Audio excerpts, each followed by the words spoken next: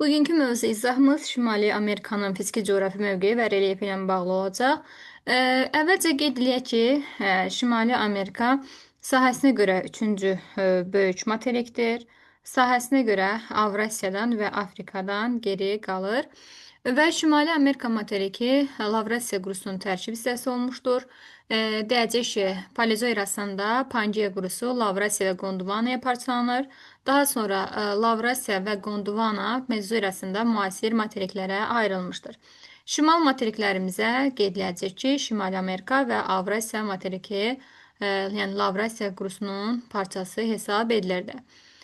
Şimali Amerika materiki haqqında məlumatları qısa bir şəkildə qeyd elədik. Deməli, sahəsinə görə üçüncü böyük materikdir.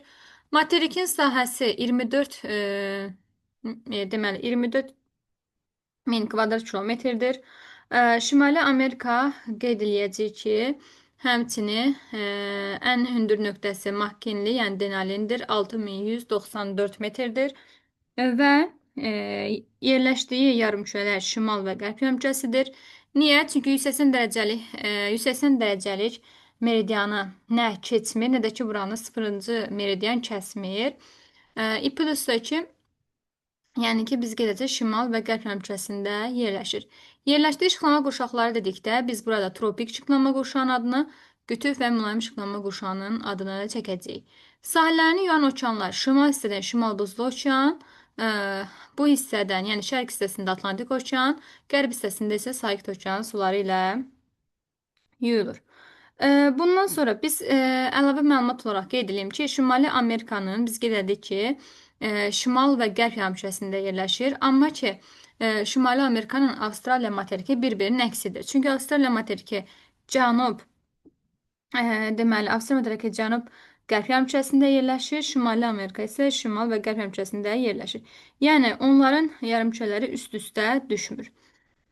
Bundan başqa, tropik və qütb xətti kəsdiyinə görə üç işıqlama qurşağında yerləşir. Yəni, şimal tropik, tropik şimal, mülayim və şimal qütb işıqlama qurşağında yerləşir. Hər bir materikin ucqar nöqtəsi olduğu kimi, Şimali Amerikanın da 4 ucqar nöqtəsi var. Lakin qeyd etmişdik ki, Antarktida materikinin yalnız bir ucqar nöqtəsi vardı. O da şimal hissəsində şifrə burnu idi.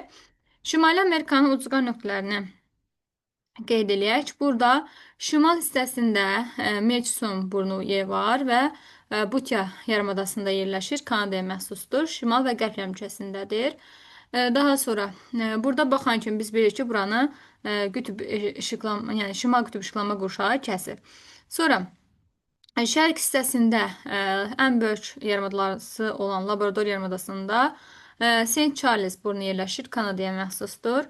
Cənub hissəsində isə Marietta burnu var, Panama ərazisində yerləşir, ölçüləri Panamaya məxsusdur və Panama bərzəxi var ki, burada Şimali Amerika ilə Cənubi Amerika arasında qeyd edəcək ki, bərzəx dedikdə, yəni ki, onları neyir? Panama bərzəx demişdi ki, quru parçaları birləşdirirdi. Kanallar isə ayırırdı. Sonra bundan başqa biz qeyd edəcək ki, qərb hissəsində isə US şəhərstədəsi var, Alyaska ştatındadır və ABŞ-ın ərazisində yerləşir. Deməli, ABŞ-ın ucqar cənub nöqtəsi ilə, məsələn, sual düşə bilər ki, ABŞ-ın ucqar nöqtəsi və ABŞ-ın ucqar nöqtəsi deyəndə, yəni biz Şimali Amerikanın ucqar nöqtəsi ilə qaçdıra bilmərik. Məsələn, Şimali Amerikanın ucqar nöqtəsi biz bildik ki, Marietta burnudur, Panama ölkəsində yerləşir. Şimali Amerikanın ucqar nöqtəsi tropik qurşaqda yerləşir, yəni Marietta burnu. Yəni, bu tropik xətti bu hissəni kəsir Marietta burnunu. Amma ki, ABŞ-ın əgər sual düşsə ki, ABŞ-ın ucqar nöqtəsini tropik xətti kəsir, bu təbii ki, yanlış fikirdir. Çünki ABŞ-ın ucqar cənub nöqtəsi qeyd edəcək ki, Florida yarımadasıdır, mülayimdə yerləşir. Amma ki, sual düşsə ki, Şimali Amerikanın ucqar cənub nöqtəsini tropik xətti kəsir, bəli, doğrudur. Amma ABŞ-ın ucqar cənub nöqtəsini tropik xətti kəsirdirsə, bu yanlış ifadə hesab edilir. Yəni, biz qeyd edəcək ki, ABŞ-ın ucqar nöqtəsi burada Florida yarımadasındadır, şimal mülayim işıqlama qurşağında yerləşir. Şimali Amerikanın ucqar cənub nöqtəsi Marietta burnudur, şimal tropik işıqlama qurşağında yerləşir. Bu hissələrdə diqqətli olarsınız. Gəldik Şimali Amerikanın adalarına və yarımadalarına. Ən böyük yarımadası qeyd edilir ki, Labrador yarımadasıdır. Burada həmçinin dedik ki, Labrador yarımadasında Saint Charles burnu yerləşir. Kanadaya məxsusdur. Labrador yarımadası Kanadanın, Florida yarımadası isə ABŞ-ın ərazisindən düşür. Yucatan yarımadası Meksika bu hissədə, burada Qvatemala və Beliz ərazisinə düşür. Dövlətlərinə məxsusdur. Kaliforniya yarımadası Meksikaya məxsusdur. Yəni biz Kaliforniya yarımadasında oxumuşduq ki, Juan de Fuc deməli, yəni Şimali Amerikadan get-gedə ayrılır və nəticədə Kaliforniya yarımadası da Şimali Amerikadan ayrılmağa başlayır. Yəni divergent sərhədi müşahidə olunur. Get-gedə Şimali Amerikadan ayrılır. Necə ki, Somali yarımadası Afrikadan, Ərəbistan yarımadası Afrikadan ayrılırsa, Kaliforniya yarımadası da Şimali Amerikadan get-gedə ayrılır. Daha sonra biz Kaliforniya yarımadası qeyd edəcək ki, Meksikaya məxsusdur, amma Kaliforniya ştatı ABŞ-a məxsusdur. Burada Alyaska yarımadası yerləşir. Alyaska yarımadası ilə Alyaska ştatını qarışdırmaq olmaz. Bu boyda hissə Alyaska ştatıdır. Bu kiçik hissə isə Alyaska yarımadasıdır. Alyaska yarımadasının sahilini yalnız bir okean suyu yuyur, yəni Sakit okean, amma Alyaska ştatının sahillərini Şimal Buzlu okeanla Sakit okean suları yuyulur. Deməli, bundan başqa biz burada Alet adalarını görürük. Alet adaları vulkanik mənşəli adadır və qeyd edəcək ki, Sakit okeanla Şimali Amerika tavasının toqquşması nəticəsində yaranmışdı Alet adaları. Alet adaları da subduksiya zonasında yerləşir. Yəni materik okean tavası materik tavasının altına gömülür. Konvergen sərhəddədir. Sonra bu hissədə biz başqa adlarını çəkə bilərik. Vancouver adası var, Kanadaya məxsusdur. Sonra burada Böyük Antil adaları var. Böyük Antil adaları. Qeyd edəcək ki, Kubaya məxsusdur. Haitiyə və Dominikanda. Yamaykaya məxsusdur. Burada Yamayka qeyd olunub. Daha sonra Martinika Fransaya məxsusdur. Kiçik Antildə yerləşir. Bundan başqa biz burada qeyd edəcək ki, Şimali Amerikanın bu Karib tavası vardı ki, Karib tavası kiçik litosfer tavası idi. Okean tipli idi. Yəni Kariblə Şimali Amerikanın konvergen sərhədində toqquşması nəticəsində Puerto Rico çökəkliyi yaranmışdı. Bu çökəklikdə Atlantik okeanın ən dərin yeri hesab edilirdi. Bundan başqa biz burada başqa qeyd edəcəyik. Bahman adaları var. Bahman adaları, Newfoundland adaları Kanadaya məxsusdur. Sonra burada Banks, Victoria, Ellesmere, Devon, Baffin torpaqları, Parry, bunlar Kanada arxipelaqları adlar. Kanada arxipelaqı, yəni ki, adalar qrupu deməkdir. Şimal qütb dairəsini kəsir də bu hissələr. Məsələn, Banksda, Victoria'da, Parry'də, Ellesmere'də, Devon'da, Baffin torpaqları. Bunları Şimal qütb dairəsi kəsir. Yəni burada gecə və gündüz nə eləyir? Məsələn, sual düşsə ki, Ellesmere adasında, yəni hansında, yəni Ellesmere adasında yoxsa Victoria adasında hansının gecə və gündüzün uzunluğu daha çoxdur? Siz ən şimalda yerləşəni götürməlisiniz. Çünki Ellesmere adası ən şimalda yerləşdiyinə görə burada və gecə və gündüz uzun olacaq. Yəni Victoria nisbətən. Sonra dünyanın ən böyük adası olan Qreylandiya adası da Şimali Amerika aiddir. Ölkə olaraq da Danimarkaya aid edilir. Baffin torpaqları qeyd edilir ki, iki işıqlanma qurşağında yerləşir. Qütb çünki kəsir. Həm qütb, həm də ki, mülayim işıqlanma qurşağında. Ellesmere adasında dedik ki, qütb gecə gündüzlərin davam etməsi Banks adasından daha çoxdur. Çünki dedik ki, hansı daha çox şimalda yerləşirsə, orada qütb, yəni gecə və gündüzün uzunluğunun yəni davam etməsi daha çox olur. Sonra keçək digər hissəmizə. Burada materikin relyefindən danışaq. Şimali Amerikanın, yəni biz qeyd edəcəyik ki, həm Cənubi Amerikaya da aiddir, həm də Şimali Amerikaya da aiddir. Hər ikisinin, yəni qərb hissəsi, bu tərəf qərb hissəsidir, daha cavandır, geosignalda yerləşir. Şərq hissəsi isə qədimdir, düzənliklərdən və ovallardan ibarətdir. Şimali Amerikanın qərb hissəsi üçün dağlar, mərkəzi hissəsi üçün isə düzənlik relyefləri səciyyəvidir. Qərbində ən böyük dağ sistemi olan, qeyd edəcəyik ki, Kordilyer dağları yerləşir. Kordilyer dağları Sakit Okean sahilləri boyunca şimaldan cənuba 7000 kilometrə qədər, yəni bu hissədən şimaldan cənuba doğru 7000 kilometrə qədər uzanır. Sakit Okeanda bu hissədə yerləşir. Bu dağlar Kanada, ABŞ, ABŞ, Kanada, sonra Meksika, Mərkəzi Amerika ölkələri ərazisindən keçir. Kordilyer dağlarının həmçinin qeyd edəcək ki, Kordilyer dağlarının qərb və şərq silsilələrdən ibarətdir və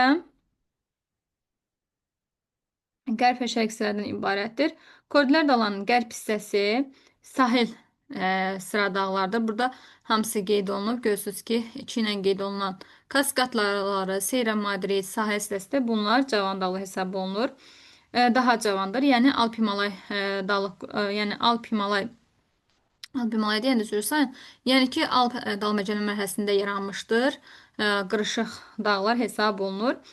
Daha sonra Sakit Okean odlu halqasına daxildir. Qərb Kordilyer isə Qərb Kordilyer burada Kaskad, Şərqi Kordilyer qayalı dağ sistemləri yerləşir.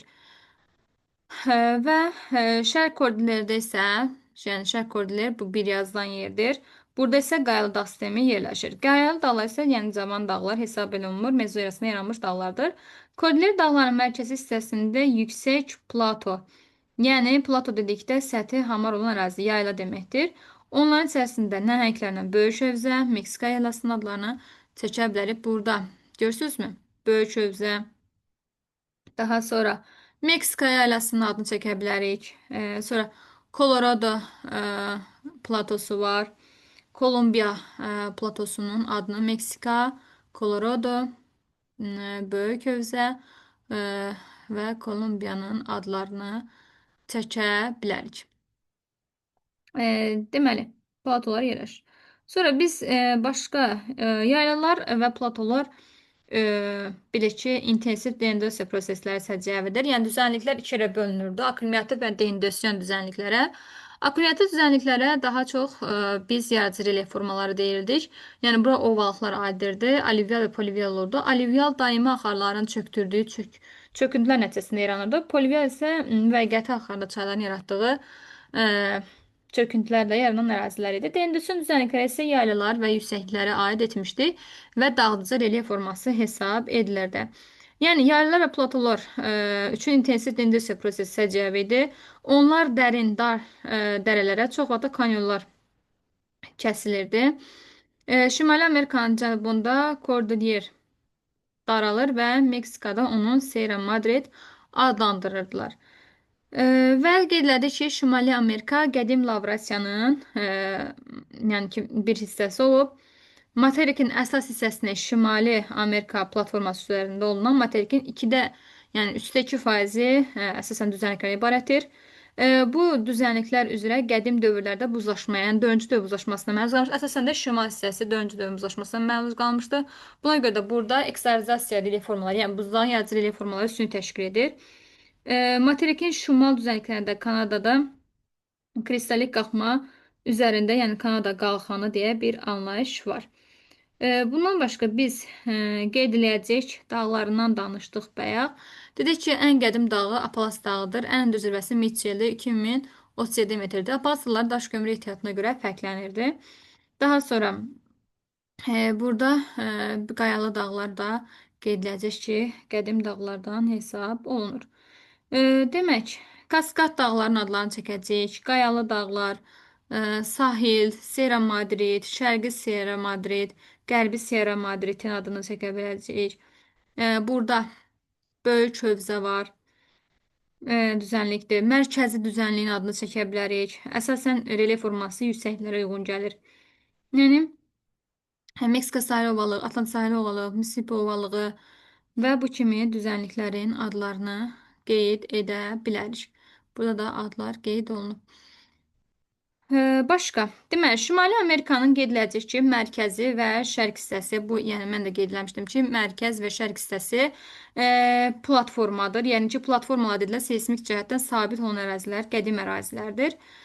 Yəni ki, geosignal isə cavan ərazilər. Yəni bu qərb hissə geosignaldır, şərq və mərkəzi hissə isə platformadır. Burada düzənliklər üstünlük təşkil edir. Onların formalaşmasında müxtəlif eksogen proseslər əlaqədardır. Yəni eksogen dedikdə xarici qüvvələrin təsiri nəticəsində formalaşmışdır. Şimalında burada Lavrenti platosu, yəni Lavrenti yüksəkliyinin olduğu ərazilərdə buzlaq relyef formaları üstünlük təşkil edir. Çünki dedik ki, Şimali Amerikanın şimal hissəsi dördüncü döv buzlaşmasına məruz qalmışdı. Dördüncü döv buzlaşması da Kanozoerasında baş vermişdi. Mərkəzi düzənliklərdə buzlaq formalarla yanaşı çayların da işi də böyük rol oynayırdı. Mərkəzi düzənliklərdə qərbi də böyük düzənliklər yerləşirdi bu hissədə. Mərkəzi düzənliklərdə dedik ki, qərbdə böyük düzənlik yerləşir. Hündürlüyü 500 metrdən yüksək olan böyük düzənliklər Kordilyer dağlarına keçid zonası hesab edilirdi. Atlantik Okean sahil boyunda Meksika sahili, burada Atlantik sahili, ovalıqlar uzanırdı. Ovalıqlar birlikdə akkumulyativ relyef formasıdır. Missisipi çayı ABŞ-da nəhəng alüvyal mənşəli Missisipi ovalığı yaratmışdır burada. Çünki daimi axarlı çay olduğu üçün. Bu ovalıqda Meksika körfəzində zəngin neft və təbii qaz ehtiyatları var. Yəni Meksika ovalığında və Missisipi ovalığında bu hissələrdə neft qaz ehtiyatları ilə zəngindir. Başqa. Biz bir də qeyd edəcəyik ki, kanyonlar var. Kanyonlar demişdik ki, eksogen qüvvənin təsiri nəticəsində yaranır. Kanyonlar Kolumbiya, yəni çayların dağıdıcı fəaliyyətidir. Kanyonlar Kolumbiya və Kolorado çayı üzərində çoxluq təşkil edir. Və çünki həmin ərazilərdə asan yulan suxular üstünlük təşkil edir. Asan yulan suxular dedikdə çökmə mənşəli suxular nəzərdə tutulur. Çökmə mənşəli suxularına dolomit, əhəngdaşı və gips aid ediləcək. Ən böyük kanyon isə Kolorado çayı üzərində olan Böyük kanyon hesab olunur. Böyük kanyondur, eksogendir. Daha sonra burada biz qeyd edirik ki, şimal hissəsində eksogen relyef formalarından Morin trəsi, Morin təpələri əsasən şimal ərazidə geniş yayılıb. Səbəbdə çünki burada dördüncü dövbuzlaşması baş vermişdi. Avrasiya ilə Şimali Amerikanın orta okeanları da bundan ibarət idi ki, dördüncü dövbuzlaşmasına təsirinə məruz qalmışdı. Daha sonra biz burada qeyd etdik ki, materikin şərq hissəsində yeganə qədim dağ sistemi Apalas dağlarıdır. Ən zirvəsi Mitchelldir, 2037 metrdir. Dağlar güclü parçalanmaya məruz qalmışdır. Yəni dendrasiya parçalanma daha çox dendrasiya prosesi nəticəsində olur. Burada zəngin faydalı qazıntı yataqları var. Şimali Amerikanın ən nəhəng yəni ki, daş kömür hövzəsi Apalas dağlarında yerləşir. Və bundan platformanın sipər hissələrində sipər, yəni qalxanlar, Labrador yarımadasında və böyük gölən sahildə dəmir filiz yataqları da var. Labrador yarımadasında və böyük gölən sahilində dəmir filiz yataqları mövcuddur. Bundan sonra böyük hövzə Kordilyer dağlarının mərkəz hissəsində yerləşir. Yaylaların yerləşdiyi hissə qərb və şərq Kordilyer dağlarının bir-birindən çox aralıdadır. Hövzənin hər tərəfi dağla əhatə olunmuşdur. Bu dağlar rütubətli hava kütlələrinin qarşısını kəsərək onu deməli, yəni yaylanın səthində bitki örtüyünə görə kasıbdır da. Bu hər iki dağ onun qarşısını kəsir. Yarım səhranın yaranmasına səbəb olur. Daha sonra biz burada vulkanlardan danışacağıq. Vulkanlardan burada Ayət adalarında Kangar, Şaldina vulkanı var, aktiv vulkandır. Alyaska yarımadasında burada Veminov, Katmai vulkanlarını çəkəcəyik. ABŞ-da Rainier Shasta, Meksikada Kolima, Papakatave, Orizaba vulkanlarının adını, yəni Tohomoka burada yerləşir, Guatemala'da, Momotomba Nikaguara'da yerləşir. Deməli, burada Martinika adasında Monta Pale vulkanı var ki, Fransaya məxsusdur. Martinika adası Kiçik Antil adalarına da aid edilirdi. Son olaraq materikin geoloji quruluşu haqqında da məlumat qeyd edeyim.